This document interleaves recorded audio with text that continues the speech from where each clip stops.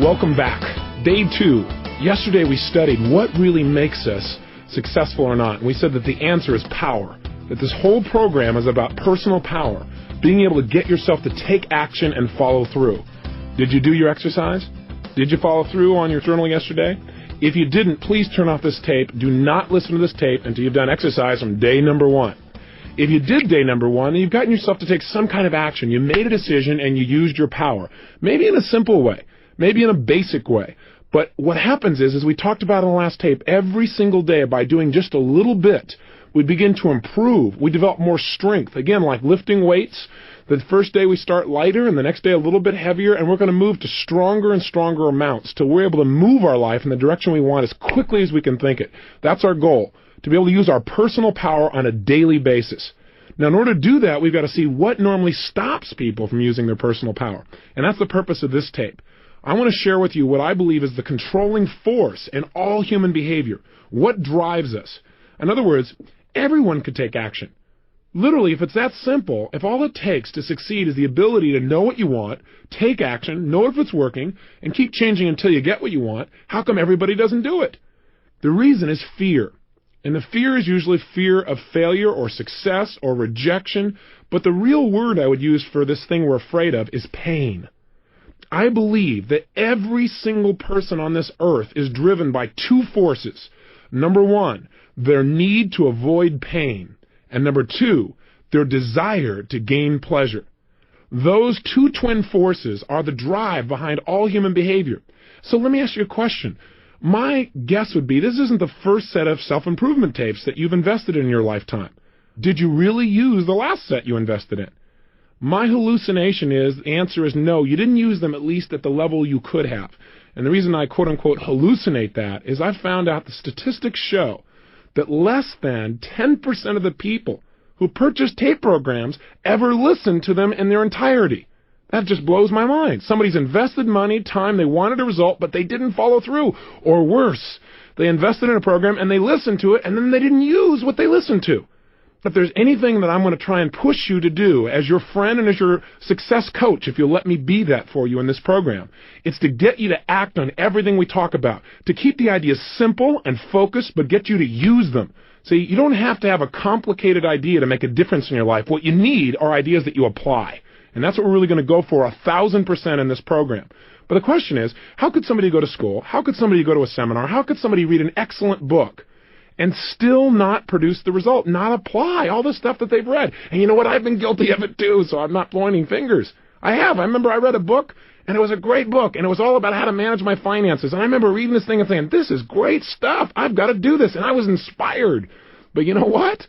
About a month later, I noticed I hadn't done anything on it. I just got caught up, doing things, and gosh, the phone was ringing, and I had to do this stuff at the house, and I had to handle this daily. I had to take out the trash, and besides that, my mom called and I hadn't talked to her in a long time, and my son needed this, and you get caught up. You can't get caught up. What you've got to do is you've got to use your power and get yourself to follow through. So why didn't I follow through? I obviously wanted the results that I knew this book could give me. Why haven't you followed through on some of the things you really want? Why not? Why haven't you used your personal power and taken action? What has prevented you from taking action?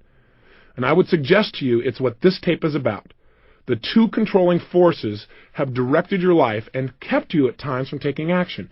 And those forces, again, are the twin forces of pain and pleasure. Remember, everything we do in life, we do out of our need to avoid pain or a desire to gain pleasure. I'll give you an example. I don't know if you're a lady listening or a gentleman, but when I speak to audiences, I'll invariably ask the ladies in the audience, please raise your hand if you put on makeup today. Do you know that 90% of the audience will raise their hand? Many times 99%. Now, think about that. Why do they put on makeup each day, or why do you if you're a lady? Why? Is it because you wake up in the morning and look in the mirror and say, God, I love this process? I doubt it very seriously. Why you put it on is for one of 2 reasons. You put on the makeup because in your mind you say, putting on makeup makes me feel more attractive. So what is that doing? Why are you taking action? To gain pleasure. Or you might say, well, gosh, when I put on makeup, people think I'm more attractive. They feel more attracted to me, which again makes you feel good. It makes you feel a pleasurable type of feeling. That's why you do it. Now, some people wake up in the morning, and that's not why they put on makeup. Some women wake up in the morning and they say, how come men don't have to do this? Right? But they still do it. Why? Because their brain says, well, if I don't put it on, somebody's going to say, what happened to your face? Right? And some people, of course, do it for a combination of the two. The point is, the only reason they put it on is to avoid pain and to gain pleasure. Some combination of those things. Hey, have you ever procrastinated? You say, what a dumb question. Of course. What is procrastination? It's the opposite of using your personal power. It's being immobilized. It's needing to do something and not following through. I call it the silent killer because it grows on you. It just kind of creeps along until pretty soon it's taking control of your life. Pretty soon you find yourself immobilized in a bunch of areas and you don't even realize it. You don't even notice all the freedom you've given up just because of procrastination. So what is it, though? Why do we procrastinate? Why do we not use our power, which is what we talked about in the first tape? Let's figure out what stops us. The reason is, when we procrastinate, it's because we think that taking action, whatever action we're putting off, that taking that action would be more painful than doing nothing or not taking action. That's the bottom line. In other words, by not taking action, we experience less pain than taking action. Now, you might say, Tony, but if I take action, I could get the pleasure that would come from succeeding or having the job done. That may be true, but what's more real to you when you procrastinate is the pain you'll have to go through to get the job done. Isn't that true? Think about it. Don't take my word for these things. You've got to take whatever I say and say, hey, that makes sense to me or it doesn't. Don't just buy anything I share with you. Think about it, make sure it makes sense to you. And once it does, then we've got to start making sure you use it. Now, let's look at the other side. Have you ever procrastinated for so long that at one point it reversed on you? Where all of a sudden your brain said, God, I gotta do this. Because not doing it is more painful than just getting the job done. Haven't you been caught in that place? Were you ever one of those people that did your term paper like a week before, or maybe worse, the night before? The whole time doing the term paper was painful. But the night before you thought, if I don't have it done, it's going to be even more painful because I have to walk in there without it. And so all night long you experience pain of getting the job done. Common experience for too many people. Why? Because they haven't learned how to control the motivating forces of pain and pleasure. They are the controlling force of your life. Now, where else do they affect you? Well, let's take a look. Do you overeat? Some people say, well, I'm going to go on a diet. Yep, I'm just going to go out there and I'm going to starve myself and then I'm going to be real skinny. How often does that work? Now, I'd say slim and none. In fact, studies show that 95% of the people who go on a diet within 2 years have not only gained the weight back, but have also usually gained an additional 2 pounds beyond the weight they were on when they went on the diet in the first place. See, trying to create more pain in your life rarely works, because I got to tell you something. The need to avoid pain is biological. It's built into your nervous system. Why? Because it's a survival mechanism. And your brain is going to fight like crazy anytime it sees that you're asking it to do something that's going to lead to pain. So what do we need to do to change our eating patterns? What do we need to do so we get permanent weight loss and we have the physical health we want? Well, the first thing I would do if I were you is I'd find some of the foods that you're obviously addicted to. In other words, foods that you eat on a regular basis and you eat them in excess. Why do you eat them in excess? You go, well, because when I was growing up, these and these things happened to me. No, that's not true. There's only one reason you eat more food than you should. Because it's pleasurable. Because you like to eat that chocolate. Because you think, good die of a chocolate. And you just go into a state where you got to have it. See, you associate deep, deep pleasure, and that's why you go for it. Now you say, yeah, but being fat is really painful. That's true. But the reason you ate the chocolate, because in that moment, what was more real to you? The pain of being fat or the pleasure of the chocolate? I would assume that it was the pleasure of the chocolate if you're overeating. So what we've got to do to make a change in our life is not go out and discipline ourselves, but to change what we link pleasure and what we link pain to. So what if you saw somebody that you were really attracted to, and you wanted to be with them, you wanted to develop a relationship, but you didn't follow through? How come? Real simple, isn't it? Because you associated more pain to walking up and asking him for a date than not doing it. You thought, well, gosh, but if I could do it, I could have the pleasure. But which one was a more powerful motivating force? The pleasure of being in a relationship or the potential pain of being rejected? If you didn't follow through, we know the answer, don't we? The pain. And I'm here to tell you something that for years I would have probably argued with you if you would have said this to me, because I feel like I'm a real proactive person. But if there's anything that my research and human behavior has shown me time again and again and again, in most cases, pain, the need to avoid pain, is a greater motivator for people than the desire for pleasure. I hate to say that because I love to do things for proactive reasons. But I also have found that people do almost anything to avoid pain. Now, I got a question for you. What happens when two pains come up side by side? What happens when if you do something, it's going to be painful, but if you don't do it, it's going to be painful? Which action will you take? For example, you might say, well, gosh, if I don't go up to this lady and meet her, then I'll never meet her again. I'll never have a relationship, and I'll miss out, and you have the pain of that. But on the other side, your brain's saying, but if you do go up and she rejects you, my gosh, then you're really going to have pain. So what determines your behavior is which pain is more intense. Does that make sense? I'm sorry to sound so simplistic, but let's talk about what really drives human behavior. And I think there are certain basic fundamentals that drive our behavior. When we understand them, we can start to utilize them to change our life. And if we don't understand them, then what we do is we keep running up against the brick wall. Have you experienced that? Where you're trying to make a change, but it never happens. Why? Because your internal associations about pain and pleasure haven't changed. In other words, you keep thinking, if I do this, it's going to mean a ton of pain. And so you stop short. I mean, a classic example is in relationships. You know, a lot of people in life get this bug. They say, I want to be in a relationship. Why? Because they think being in a relationship would mean lots of what? Pleasure, love, happiness, security, being close, all those special feelings, spirituality, right? That feeling of oneness. Then they get in a relationship and they say, I don't want to be in a relationship, right? All of a sudden they begin to think relationship means pain. Or worse, they think a relationship is the most incredible thing in the world. They love this person. They give 1,000% of themselves. They think about them constantly. And then as time goes by, something happens. And this person, let's say, leaves them or breaks up with them or smashes their heart into 1 billion pieces. Has this ever happened in your lifetime? If it hasn't, it probably will. That sounds real supportive, doesn't it? But listen, in our lifetimes, if you're going to have relationships and you're not already in one you're committed to for life, there's a chance of future disappointment. Let's just say that's possible. I'm not one of those people that says just be a positive thinker all the time. There may be times in your lifetime, would you be willing to buy this theory, where people may disappoint you? That is, you may have different expectations of how they should behave than they have. If that's true, you're going to have to learn to deal with it. The challenge is this. Most people have not learned how to deal with it. Most of us don't consciously look at what we link pain and what we link pleasure to, and so our lives are in reaction instead of in control. So, for example, let's say you had a great relationship, somebody you really loved, gave 100%, as we started to talk about, and then all of a sudden one day something bad happens. They cheated on you, they left you, they lost interest, they were less motivated or attracted than you were. What happens for some people is they have this thing called pain at this moment. And what they link up in their mind is relationships equal pain. Now there's a problem, because also in their mind they have this other association in their nervous system, and that association is relationships equal pleasure. So what happens in the future? Well, for a long time this person will probably avoid relationships. You know, they won't get too attracted, they won't express themselves real fully, or they'll be a little bit more closed down. Does this sound like somebody you know? Maybe somebody you know personally? And then what happens is eventually, you know, maybe some of the pain wears off, and they see somebody and they get attracted or they develop a neat relationship and it starts to grow. But there's a point in the relationship when it's going really, really well, when all of a sudden that person begins to sabotage the relationship. Now, have you ever done that? Usually it's because inside your mind something has happened and your brain's going, oh my gosh, I'm getting all this pleasure. But I know what's happening next. Relationships will equal pain eventually, so I better get out quick before the pain gets here.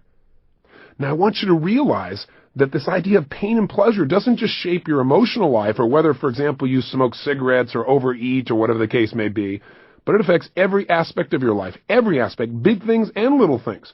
You know, sometimes business people say to me, boy, this pain-pleasure thing, this really affects my business, doesn't it? I said, affects your business? It's everything. I mean, it all comes down to people don't even buy the best product anymore. They buy the product they associate the most pleasure to and the least pain. You know, all marketing is when you watch a commercial is them trying to get you to link pleasure to their product and pain to the competition. Management is understanding pain and pleasure. What drives somebody? Because if you want to motivate a human being, you've got to find out what already motivates them. If you want to influence them, you've got to find out what already influences them. What do they already link pain or pleasure to? I mean, I'll give you an example. I worked with a gentleman. He was one of the first people that I took on as a private client. Now I have a group of people that pay me between $1 and $4 million a year to personally coach them. I don't say that to impress you, but I want to impress upon you, these people will not pay that kind of money unless they get real results. And this man was the first client I took on, was a man who made $500 million in one day, one of the top financial traders in the world. That's pretty amazing. But then he went through this challenge. And the challenge was he couldn't get himself to make any money. For almost 9 straight months, he was losing money. And so he tried everything to turn things around. And pretty soon, as you might guess, he linked major pain to trading, because every time he traded, he'd lose. His old identity was he was the best in the world. So he hired me to come in because he was at the point where he literally couldn't get himself to go into the office, because going to the office equaled pain. I mean, can you imagine someone that good being that shut down into what I would call learned helplessness? And the man was really a genius, but his conditioning was taking over. So I came in and helped him to change this pain pleasure. I also helped him to evaluate and study him to find out what was he doing at his very best when he was the best in the world. What was he doing with his body, which we're going to teach you about, something called state and physiology in this program, the very things I did with him. What was he doing differently in the way he made decisions? How was he evaluating things? A lot of what this program teaches I did with him personally, and I began to turn him around. And most importantly, get him to link massive pleasure to trading, along with making sure he was using the right principles. You can get all pumped up and excited and link pleasure and do the wrong thing. So by a combination of those aspects, within less than 12 months of coaching him, and I did this seeing him once a month and then talking to him about once a week on the phone and daily through faxes, he made more than $100 million, turned things completely around, and developed momentum again. So I just want you to get, this is really important for you if you're in business, as well as important for you in your personal life. And also it doesn't matter how tough things are. You know, I dealt with a woman a couple of years ago who had 152 personalities, and she started splitting in the middle of my seminar. And in 45 minutes, I was able to help her to integrate herself. And the way I did that was by understanding the relationship of these 6 human needs as well as the principle of pain and pleasure. So I want you to know, when you master this area of your life, you can change virtually anything. And you've got to master it around the area of learning. Things are changing so rapidly. The one skill you got to have is the ability to learn rapidly. And you know what? When we're in school, we link massive pain to learning, most of us. And so kids, boy, you can turn them around so easily when you entertain them a little bit.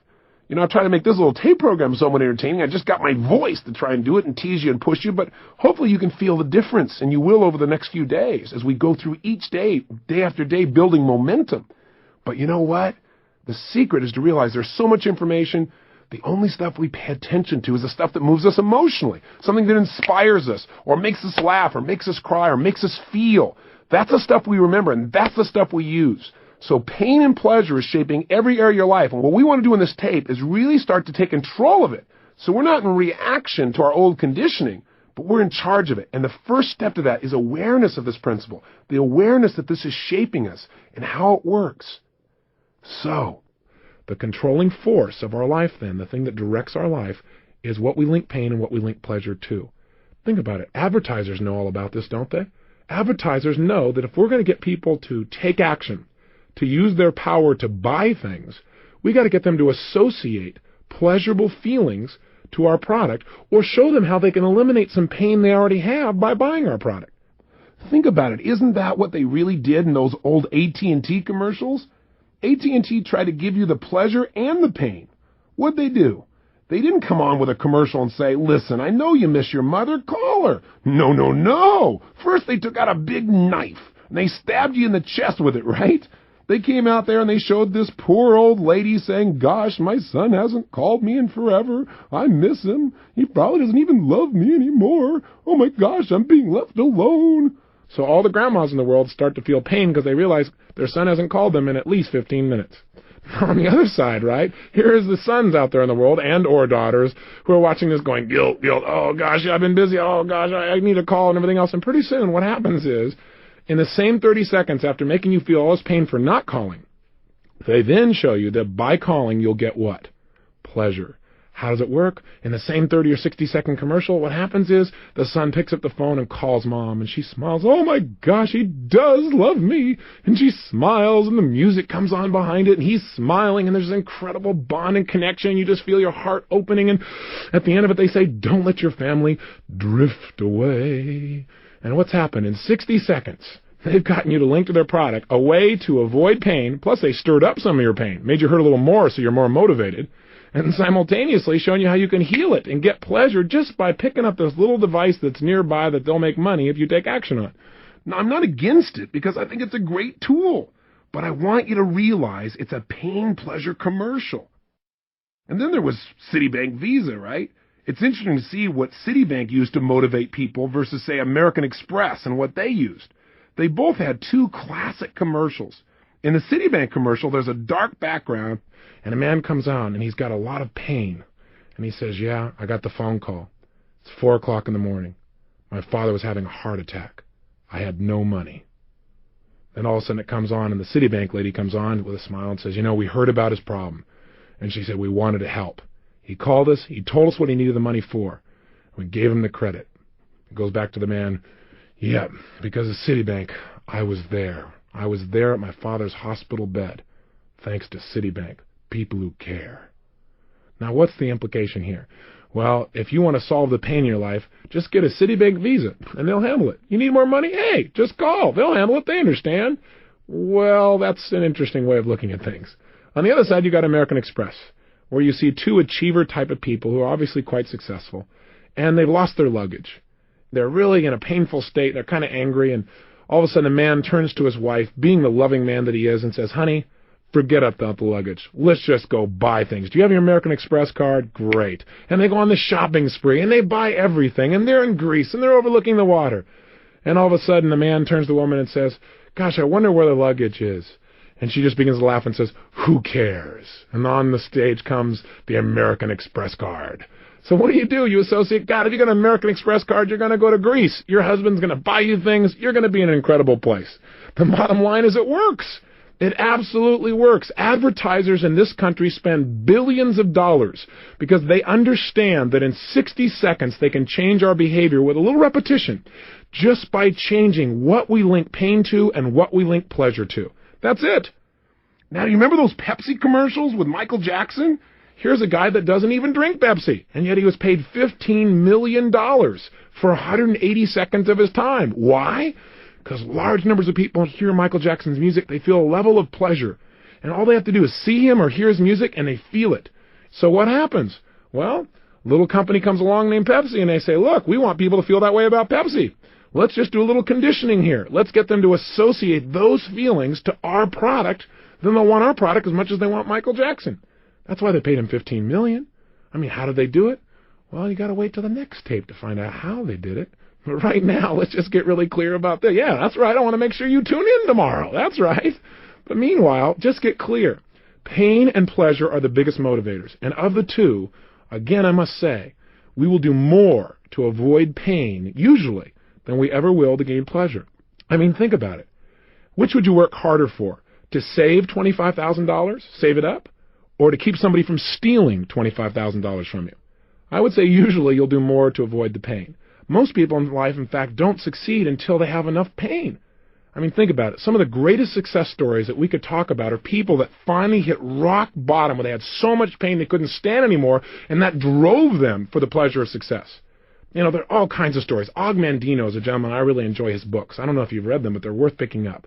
One is called The Greatest Salesman in the World. Here's a gentleman who hit rock bottom, who was an absolute drunk, who was living out on the streets, who had no future, who the only way he could stay warm during the winter was to wander into the libraries. And as he did, he began to pick up some books and read some books and actually feed his mind. And the stimulation there began to change his life. And what happened was he felt that he had so much pain in his life that was it, that he was no longer willing to experience that. And in his mind, he saw that there was a way to gain pleasure by developing himself, by growing.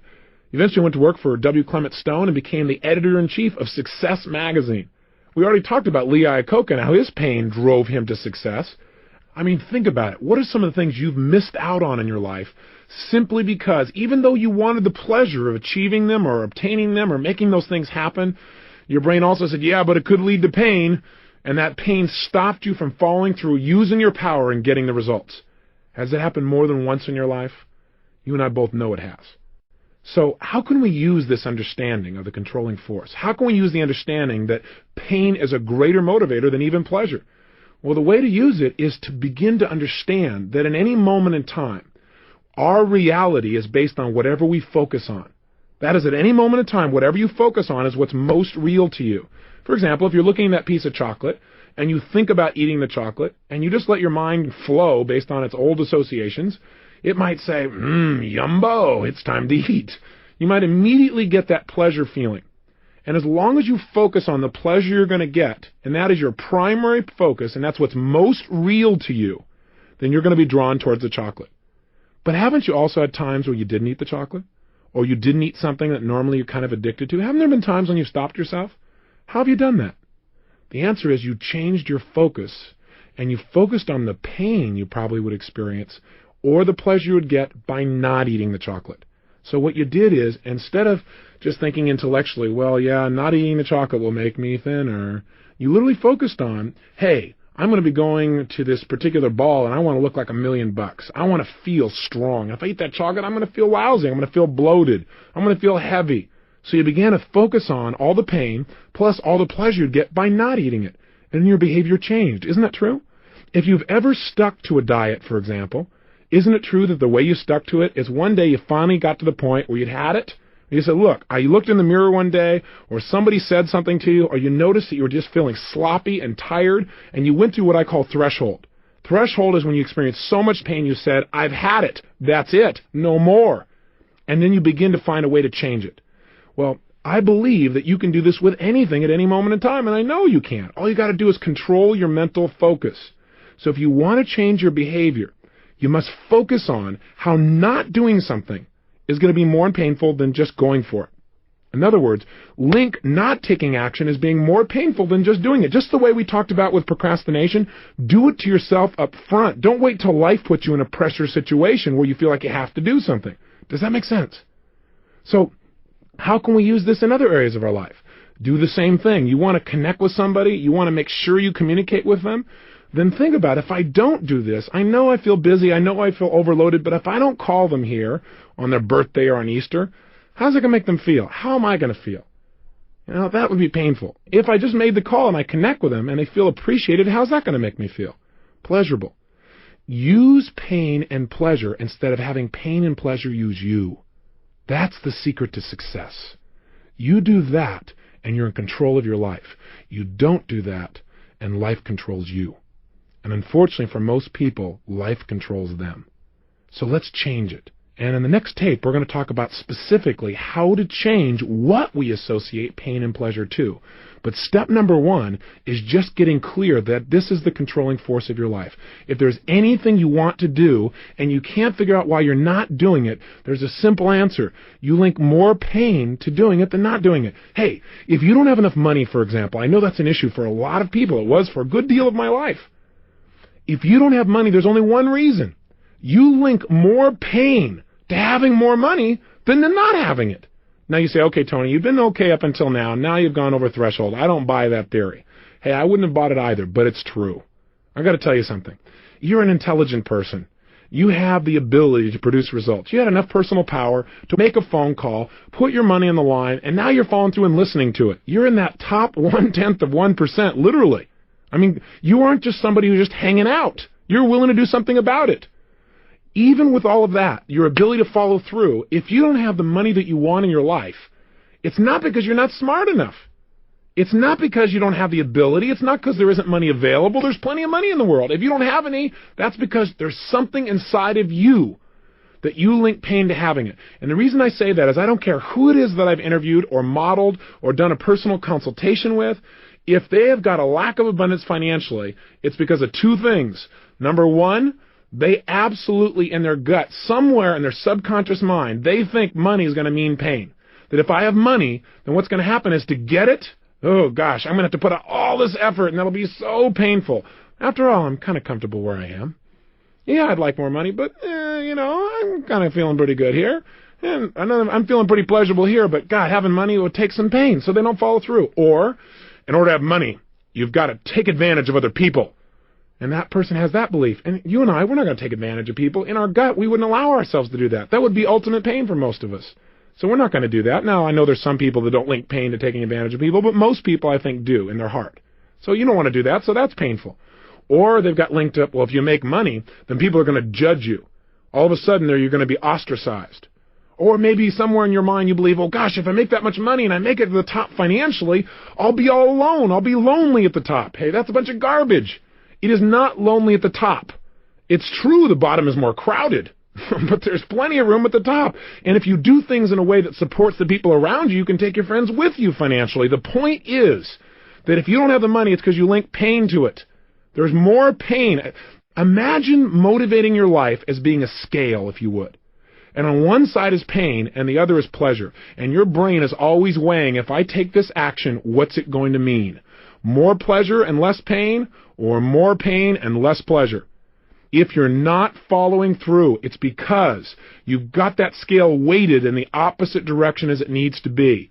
And if you're going to change your behavior and use your personal power, then you've got to change what you associate pain and pleasure to. If you're sabotaging your success in any area of your life, it's exactly the same reason. You're having what I call approach avoidance. That is, you have a mixed set of associations about pain and pleasure. As I gave you the earlier example, in a relationship, I want to be in a relationship. It'll mean pleasure. But then you get into it and you start to notice some things and your brain says, oh, it might end. It might mean pain. And so you start to make relationships work and you sabotage them. You may do the same thing financially. I want money because money will mean for me maybe more freedom, or I could give to my friends, or I could buy my kids something, or I could travel the world, or I could learn something new, or I could hire this best coach in the world to do something for me. And yet at the same time, your brain's going, yeah, but then I'll get judged, or yeah, I'll have to give up all this stuff, or I'll have no time with my family and all this pain. And so you don't follow through and you begin to sabotage financially. If you're going to change that once and for all, forever, you've got to right now decide that you control the focus of your mind. And that if you're not following through, all you have to do is focus on what's the pain I'm going to have if I don't do this. Most of us focus on, well, what will be the pain if I take action? And we keep ourselves from using our personal power. Your focus has to be, what will be the pain if I don't do it? What will be the ultimate price if I don't follow through? What will it cost me emotionally, spiritually, physically, financially, in my life? What will happen to the juice and passion of my life if I don't follow through? If you start asking those questions, you'll be able to motivate yourself. And when we get into the goal-setting workshop in this program, you're going to find that I'm going to show you not only how to set goals and find out why you're going for them, which most people don't know, which is why they don't follow through. They just set up a goal. I want to be rich. I want to be happy. I want a better job. I want a better relationship. We're going to get the reasons that'll drive you, but we're also going to have you really focus on, hey, what's going to be the cost if you don't do it? We're going to use this powerful force within us to create lifelong success. So I want you to remember this tape. I know I've said some of the same basic ideas over and over again. Repetition is the mother of skill, and I hope you listen to this again. I want you to hammer into yourself, if you will, anchor into yourself, that you're in control and that you have the ability to change your focus and therefore change your behavior instantly by learning to control pain and pleasure and what you link them to. So let me give you an assignment, and then tomorrow we're going to show you how to make changes rapidly. But let's make some changes right now, okay? Take out your journal. I want you to write down 4 actions that you need to take in your life that you've been putting off. Now, I know you made some decisions a day or so ago, but I want you to look at 4 more things. What are 4 actions that you need to take? Maybe you need to lose some weight. Maybe you need to stop smoking. Maybe what you need to do is need to make a phone call you haven't followed through on. Maybe it's initiating a new job interview for you. Maybe what it is communicating to somebody that you really, really are attracted. Or maybe it's you're in a relationship with somebody and you haven't communicated how much you really love them in a long time, real directly. You're kind of taking it for granted. I don't know what it is. But I want you right now to write down what are 4 actions that you could take immediately that you've been putting off. You know you should take, but you haven't done it. Again, make these 4 different than the ones you already did yesterday. Don't go, oh, I did 2 of them yesterday, so that means I have to do 2 more today. No, remember I said each day we're going to do a little more? We're going to increase the weights. We're going to develop more muscle, more will, more power. That's what we're doing right now. So you're going to write down 4 new actions, right? 4 simple actions that you're going to take. And then what I want you to do is I want you to be honest with yourself. I want you to write down under each action that you've not taken that you know you should. I want you to write down what is the pain that you associate that's kept you from taking action in the past. Let's just get clear. Because I guarantee you that if you've not taken action, it's because you associated more pain to taking action than not. Okay, you've heard that about 19 times, but you're going to hear it again and again until you start to use it. You know, I once heard a story about this great minister. And people came to his church and they listened to him, give this great sermon. And it was a phenomenal sermon. And then they came back the next week, and he got up and gave the same sermon. And the 3rd week, it was the same sermon. And after about 5 sermons in a row of the exact same sermon, a couple of the elders in the church decided to pull the minister aside and see if he was okay. And they said, sir, I don't know quite how to communicate this to you, but are you aware that some of what you've been saying has been pretty much identical? as to what you said the last week and the week before and the week before. And the minister just smiled very calmly. He said, oh, I'm glad you noticed. I said, well, why are you doing that? He said, I'm going to keep doing this sermon until you guys start applying it. So if I sound like I'm giving a sermon that sounds like the same one, it is. We're going to make sure you apply it and make sure you embed it. So, 1, write down the 4 actions. 2, make sure you write down what is the pain that you've associated with doing this in the past, and just be honest with yourself. And if you say, Tony, I have no pain associated to it, well, then think a little stronger. Maybe the pain is simple. Maybe it's like, well, the pain of taking the time. It'd be more painful to take the time to do it than other things you're really more caught up in and that you think will give you more pleasure. But write it down. 3rd step, I want you to write down all the pleasure you've gotten by not following through. Because sometimes by not following through, it's giving you pleasure too. You go, well, I don't understand. Well, let's say, for example, you think you should lose some weight. And that specifically, in order to get that done, one of the actions you should take is to stop eating mass quantities of chocolate or sugar or cake or whatever it is, okay? Now, why haven't you done that? Well, answer number 1, because you associate pain to dieting. In fact, what are the first 3 letters in the word diet? That ought to give you a clue why most people want to avoid it. Right? They feel like they're dying. The bottom line is that's kind of painful. So what have you done? You've associated taking something away. Loss equals pain for most of us. If we feel like we're losing something or giving something up, we feel like losing weight, it's going to be painful. So you go, well, gosh, I would be taking something away. I would be taking away things I used to have pleasure eating. So that's pain. What are all the pains that you would associate? Step 3, what's the pleasure you get by still eating? Well, you get the pleasure of eating chocolate. You get that momentary feeling inside. So that's step number 3. Step number 4, I want you to write down the opposite. What do I mean by that? What I mean is I want you to write down what it will cost you if you don't change. That is, if you don't stop eating chocolate in mass quantities, if you don't stop smoking, if you don't make that phone call that you know you need to make, if you don't start consistently working out each day, if you don't go out and really make an effort, even though it may be difficult, to get through to that person who in the past has made you mad, if you don't do that, what's it going to cost you? And be honest with yourself. What will it cost you over the next 2, 3, 4, or 5 years? What's it going to cost you emotionally? What's it going to cost you in your self-image? What will it cost you in your physical energy level? What will it cost you in your feelings of self-esteem?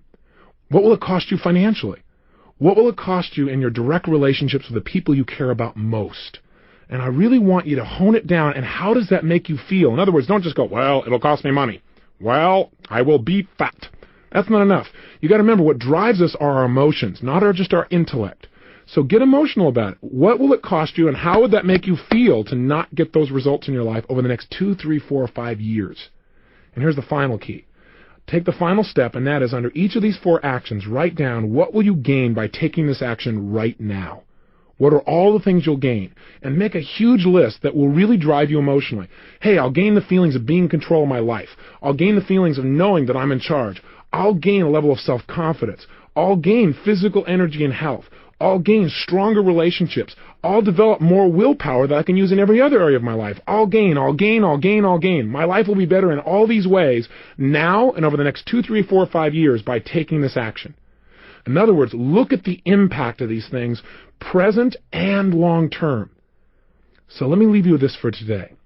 There are 2 things that control our lives, the carrot and the stick. The stick is pain, and the carrot is pleasure. Use the 2 of them to point yourself, because if you don't, there are plenty of other people in this world who are paid large sums of money to direct you. Advertisers do it. Do it to yourself. Learn to advertise in your own mind and take control now. Do your exercise right now. Again, don't put it off. Go through these 5 steps right now. Don't wait. Don't put it off. Do it immediately. Don't say I'm going to do it later in the day. Please do it right now, and I'll see you tomorrow. Have a great day and live with passion.